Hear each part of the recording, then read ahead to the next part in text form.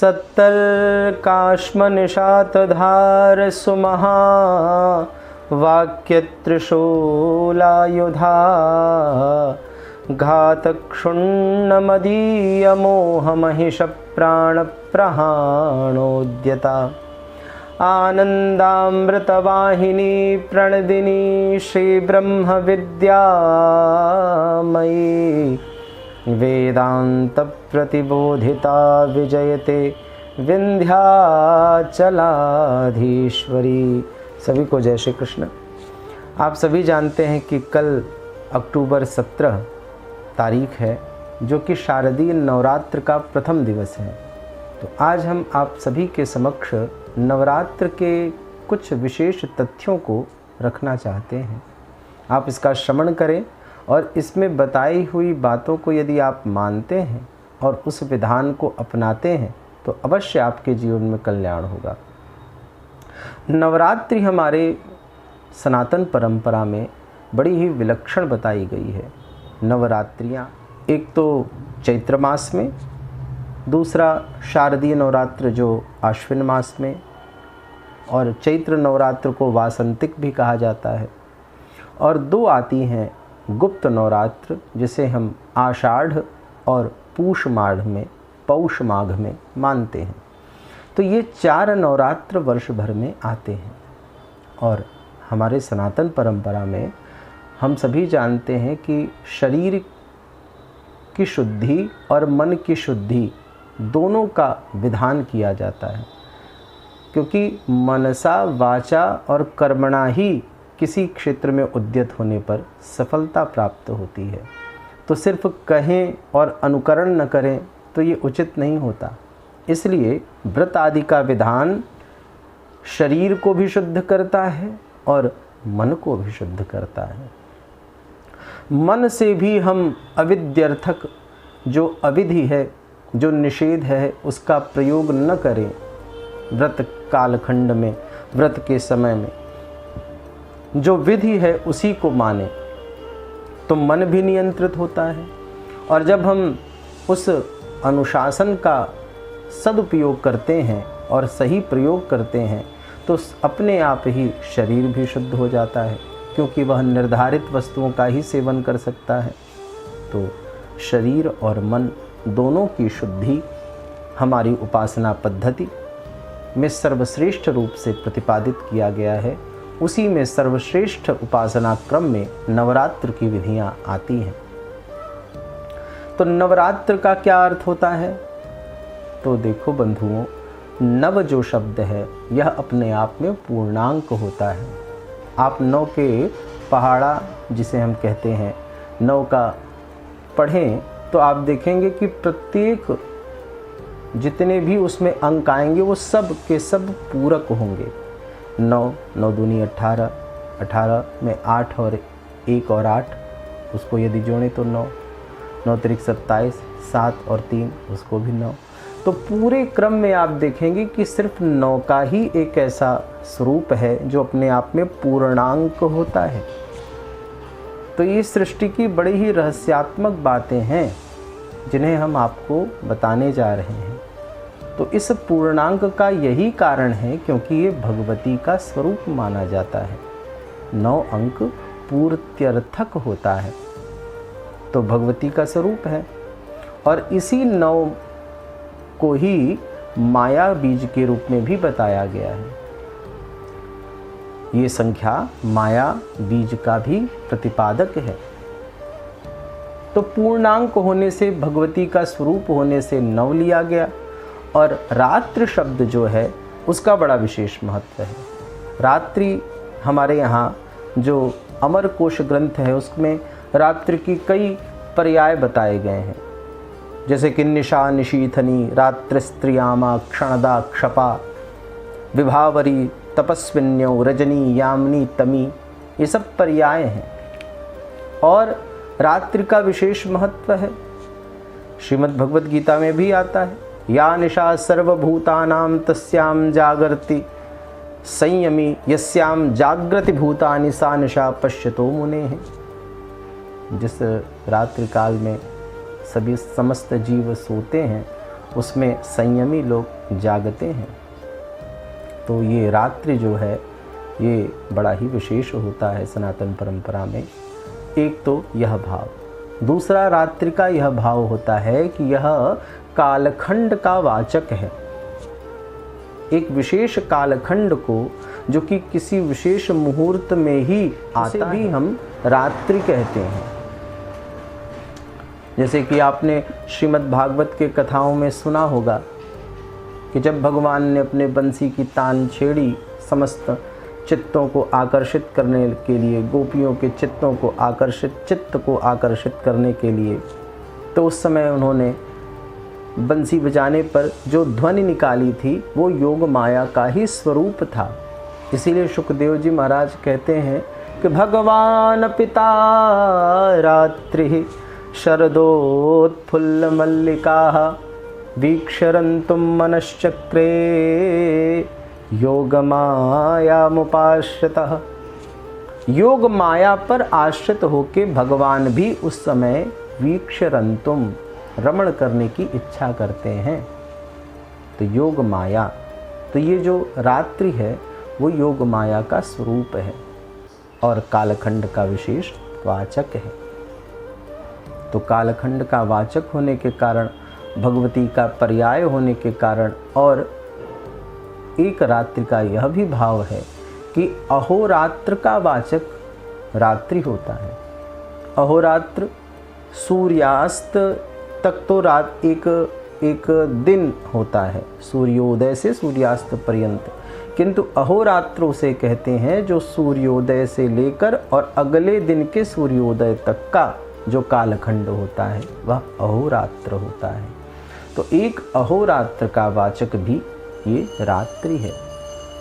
तो ऐसे नव अहोरात्र, नव देवियों का स्वरूप, नव विशेष कालखंड जिसे हम नवरात्र के रूप में जानते हैं, उसका बड़ा महात्म्य है। इस नवरात्र में जो भगवती की उपासना करते हैं वह अपने आप में बहुत बड़े पुण्य के भागी होते हैं। इसीलिए सनातन परंपरा में इसके विशेष आया गया है इसका। तो आइए अब हम विधान के क्रम में चलते हैं।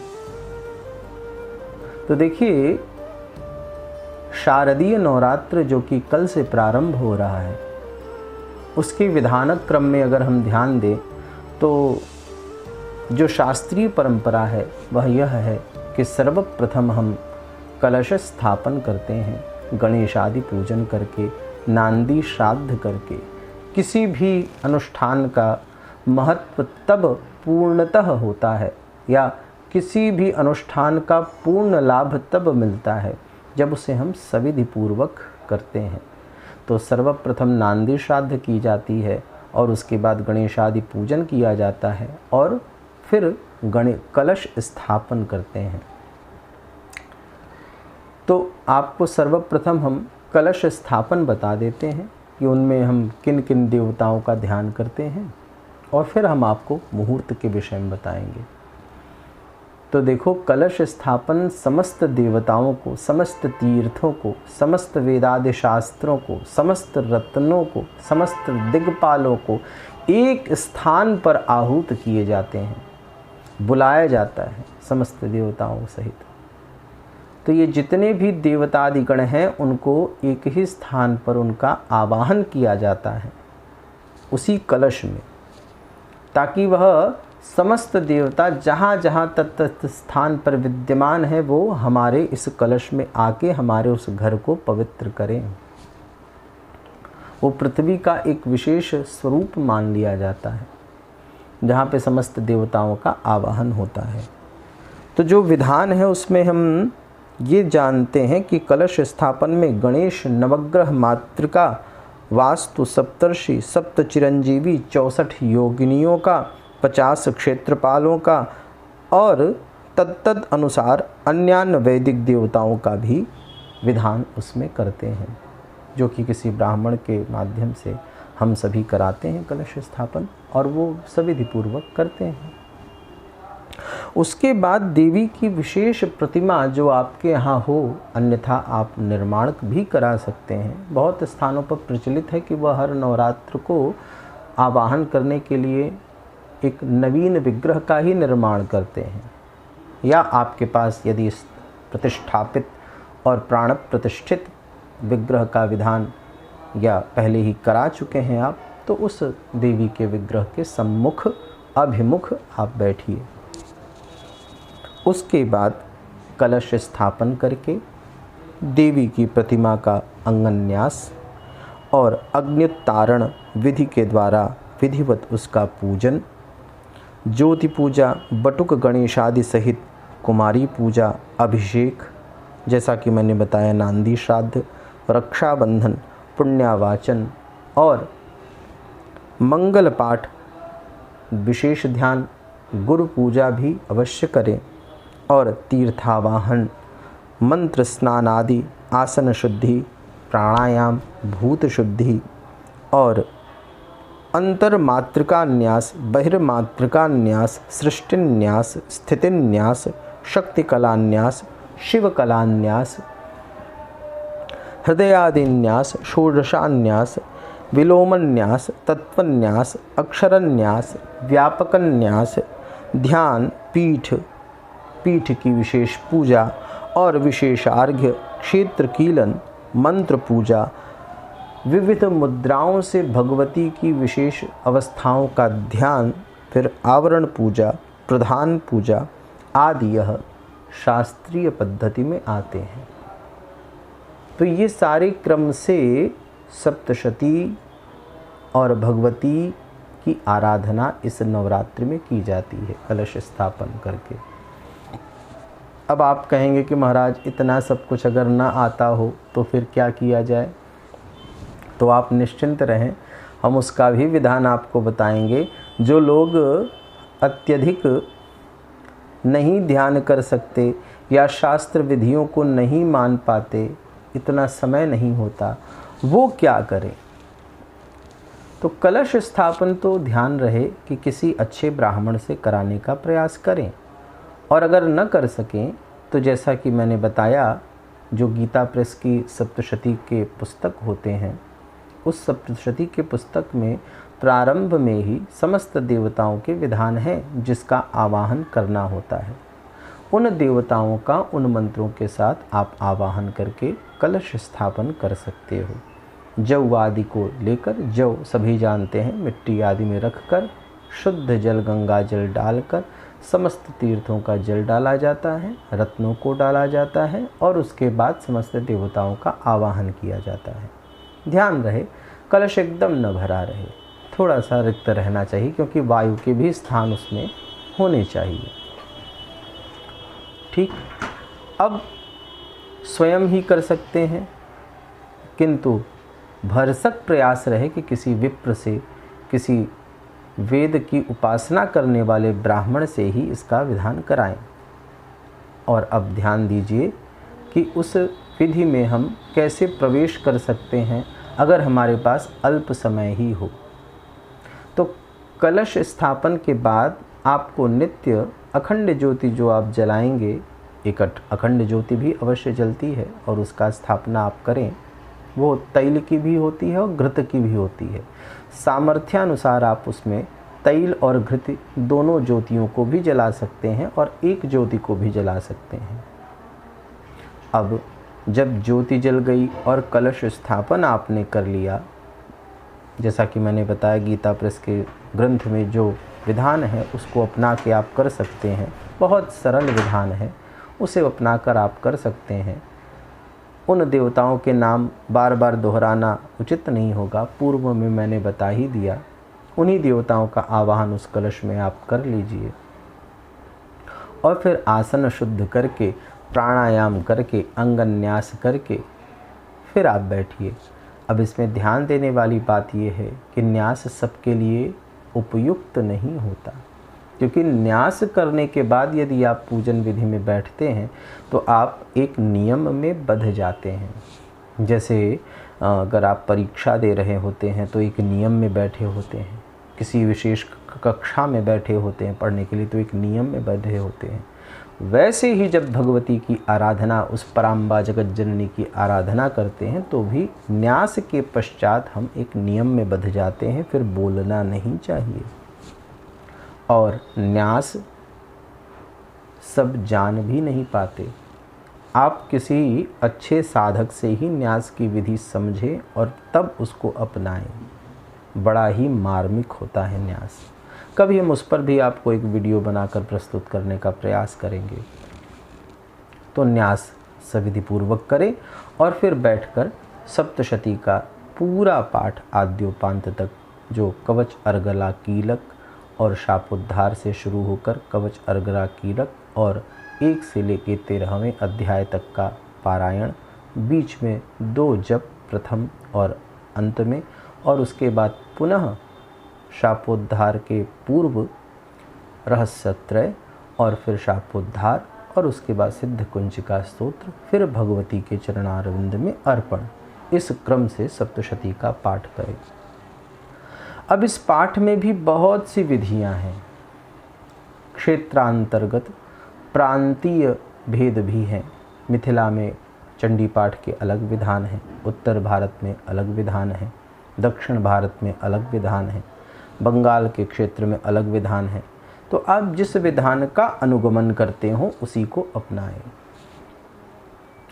अब महाराज, यदि आप ये प्रश्न मन में आ रहा है कि अगर ये सप्तशती 700 मंत्रों का हम न कर पाएँ तो फिर क्या करें, तो देखो, जैसा मैंने पहले भी बताया, गीता प्रेस की जो सप्तशती की पुस्तक हैं उसको आप अपने घर में सविधि ले आएँ, कलश स्थापन करें।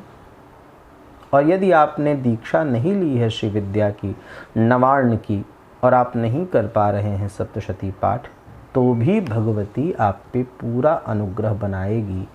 यदि आप भाव से सिर्फ जो मैं बताने जा रहा हूँ उसका ही अवलंबन, उसका ही अनुपालन कर लें तो। ध्यान से सुनिए, वो क्या है। तो उस ग्रंथ के प्रारंभ में ही श्री दुर्गाष्टोत्तर शतनाम स्तोत्र ये है। इस दुर्गा अष्ट उत्तर शतनाम स्तोत्र को, जिसे हम श्री दुर्गाष्टोत्तर शतनाम स्तोत्र कहते हैं, पाठ कर लेने पर, और मात्र इसमें आपको 21 मंत्रों का पाठ करना पड़ेगा। 10 से 9 मिनट के अंदर आप पाठ कर सकते हो विधि पूर्वक।